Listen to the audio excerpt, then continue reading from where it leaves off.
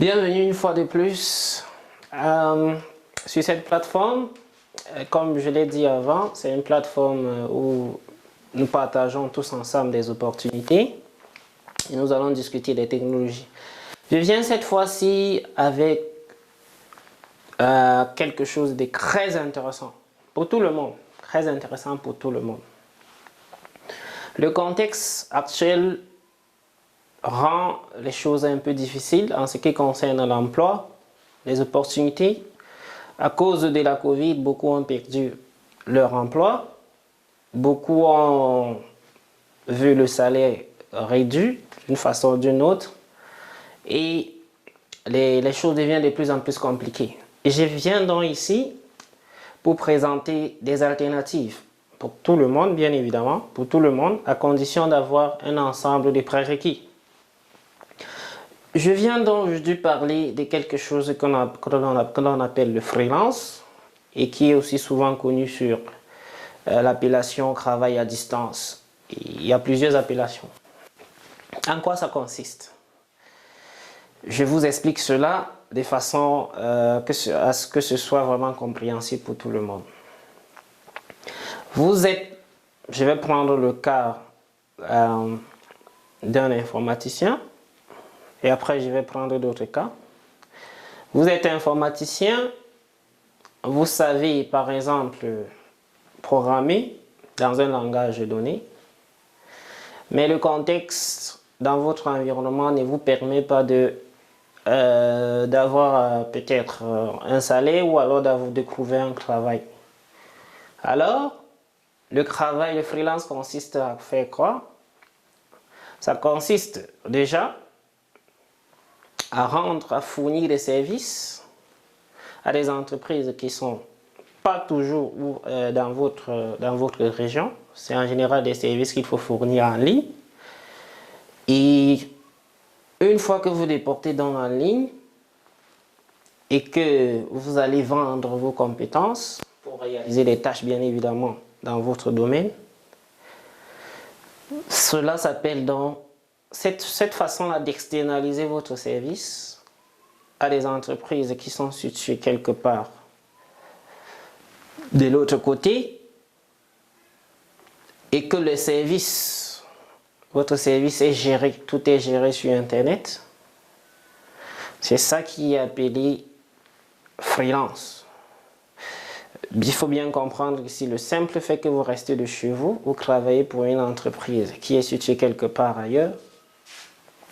Donc, vous n'avez pas besoin d'aller en présentiel pour travailler. C'est ça qu'on appelle travail à distance. Et dans le freelance, il y a ce concept-là qu'on appelle, qui est de fournir vos services. Donc, c'est vous qui allez fournir des services aux entreprises qui en ont besoin. Et pour expliquer de façon à ce que ce soit un peu plus compréhensible, imaginez-vous qu'il existe des plateformes ou alors des sites où les entreprises vont venir poster les jobs et les individus vont aussi venir poster les tâches. Des tâches dont ils ont besoin de main-d'œuvre pour réaliser. Vous, avec vos compétences, vous allez aussi aller là-bas vous enregistrer sur cette plateforme-là. Vous allez vous créer un profil. Et quand vous créez votre profil, vous allez donc pouvoir consulter la liste des tâches qui sont disponibles et dont vous pouvez réaliser, bien évidemment. Une fois que vous avez consulté, vous allez pouvoir postuler pour la réalisation de la tâche. Si c'est un job, vous postulez pour le job. Une fois que vous avez postulé, l'entreprise va donc vérifier votre profil. Est-ce que ça correspond à ce que nous on veut? Est-ce que tes compétences te permettent de réaliser cette tâche? Par exemple, est-ce que tu as déjà eu à effectuer une tâche similaire? Si c'est le cas, l'entreprise va donc vous contacter. Dès que l'entreprise vous contacte, Et vous allez pouvoir établir un contrat. Quand je dis contrat, c'est contrat, pas contrat sur papier, c'est un contrat virtuel bien évidemment. Et vous pouvez avoir des discussions bien évidemment. Après discussion, vous allez vous entendre, le contrat est lancé, vous allez réaliser la tâche donnée. Et une fois que le produit est disponible, vous livrez et l'entreprise va verser votre argent au propriétaire de la plateforme qui va décaisser chez vous. Ça veut dire que la plateforme ici, dans la majorité des cas, c'est d'intermédiaire entre le demandeur de service et le fournisseur du service. Maintenant, je vais donc prendre des exemples très précis de choses que vous pouvez faire en ligne. Et c'est que beaucoup, nous avons grandi avec cette façon-là de toujours croire que on ne peut trouver le travail que dans l'environnement où on se trouve, dans la zone, le pays, la région ou quelque chose où on se trouve. En fait, ou alors que pour travailler, il faut toujours se déporter quelque part dans un bureau. De nos jours, cette façon de faire, c'est presque révolu. Il est bien vrai, il y a des domaines où vous êtes obligé d'aller toujours en présentiel, mais tout ce qui est dans le domaine numérique, vous pouvez le faire depuis chez vous. Je vais prendre un exemple ici. La traduction. La traduction qui consiste à prendre un texte d'une langue donnée et retrouver l'équivalent dans une autre langue ou dans 2, 3, 4 autres langues. C'est une des tâches que vous pouvez réaliser en ligne. Ça veut dire que si vous maîtrisez le français et l'anglais, vous pouvez déjà trouver le travail en ligne. Maintenant, deuxième cas, enseigner l'anglais aux enfants. Il existe des plateformes où on cherche des enseignants d'anglais. Ça veut dire que si tu sais parler anglais et tu sais écrire anglais, tu peux trouver du travail en ligne. Troisième cas, répétition en ligne. On appelle ça souvent tutoring, mentoring.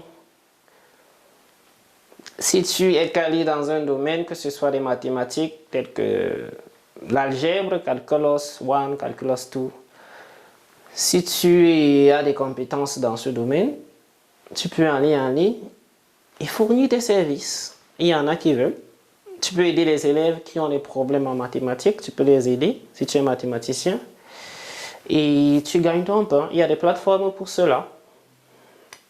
Une des plateformes, c'est Upwork, où vous allez trouver un ensemble de jobs. Que vous soyez dans le domaine de la vente, du marketing, médecin, il y a tout genre de possibilités en ligne. Les gens postent, les gens ont des problèmes, ils viennent poster. Si tu peux résoudre le problème, ben, tu résous et tu te fais de l'argent. De nos jours, on devrait vraiment ouvrir les yeux et commencer à comprendre qu'il existe des possibilités autres que ce qu'on nous a toujours montré. Et qu'en général, ces possibilités sont meilleures que les possibilités